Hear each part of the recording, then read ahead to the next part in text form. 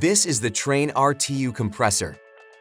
It's located in the condensing cabinet and connected to the refrigerant lines. The compressor acts as a pump for the refrigerant. Its job is to increase the pressure, which is critical for the whole unit to cool down your building.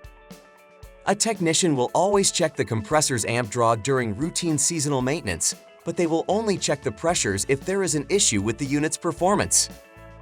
The compressor should only be replaced by a technician if needed. It's important to choose a real OEM compressor for correct voltage, tonnage, physical footprint, and specific refrigerant.